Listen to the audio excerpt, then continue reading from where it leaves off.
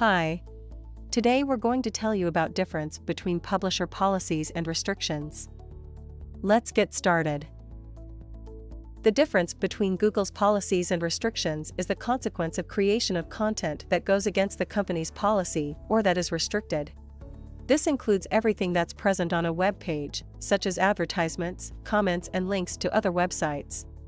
Violating these policies can result in disabled ad serving, account suspension, or even account termination.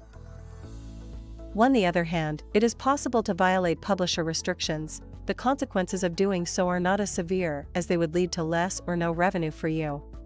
For instance, fewer ads will show up around your content as a result of restricted ad serving. Publishers feel free to publish every content they please. However, it is still important to avoid monetization of web pages that violate policy.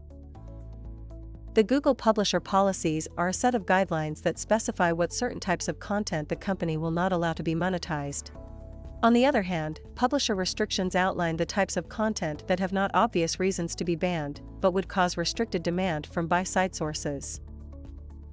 Google's policies are designed to balance the company's efforts to help publishers earn money from their content and advertisers distribute their message, services, or products.